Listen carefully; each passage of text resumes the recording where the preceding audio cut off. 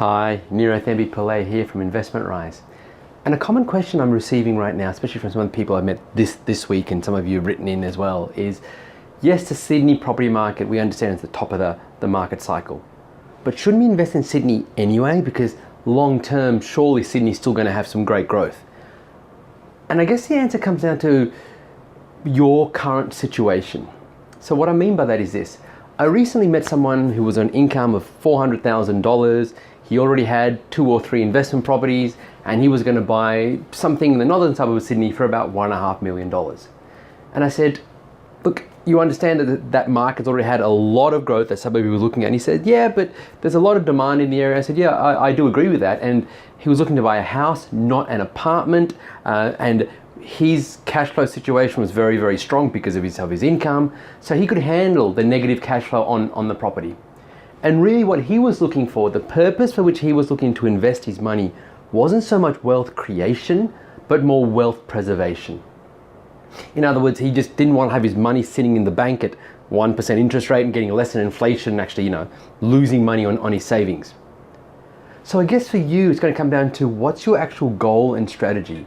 If you are looking to preserve your wealth, so you've already created some money, you've got some equity and savings and maybe some other properties, and you've got surplus funds and you want to preserve your wealth, sure, putting it into a house in Sydney makes good sense, right? Because the house market, and I'm using the word house very deliberately here because the house market and apartment market are going to perform very, very differently in the coming years. The apartment market will certainly go flat, if not go backward. But the house market, especially the upper end, will probably continue to chug along because the high net worth buyers are still able to afford those properties. So if you're in that position, buying a house in Sydney where you can handle the negative cash flow from the low rental returns and you're just looking to preserve your wealth, sure, that makes sense. But if you're someone who's got either less than 15 years to go into retirement, or you want to invest in property for the purposes of wealth creation, then you need to consider whether Sydney is the right investment choice for you. See, I remember back in 2004, 2005, a lot of people bought into Sydney, and it was just after the post-Olympic Games boom that we'd had. And yet those very same people, by the time we got to 2010, 2011, were saying, we've had next to no growth in this property, it's been negatively cash flowed, and some people even sold out 2010, 2011. Just before the boom came in 2012. But because they just couldn't handle so many years of pain and negative cash flow. And even the ones who held on and have made some money now in the last few years said that had they invested more strategically and bought in growing markets back in, say, 2004, 2005, they would have had more equity to then invest in Sydney in 2010, 2011, and they could have made more money. So for you, it's going to come down to what's your strategy and what's your goal. If it's wealth creation, please start focusing on growing markets that have got good potential for capital growth.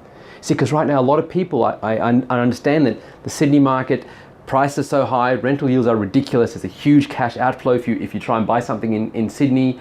So there's now a big push towards interstate buying. But people are focusing on cheap property, people are focusing on rental yields. That's all well and good, but they're forgetting the primary goal for any investor should be long-term capital growth.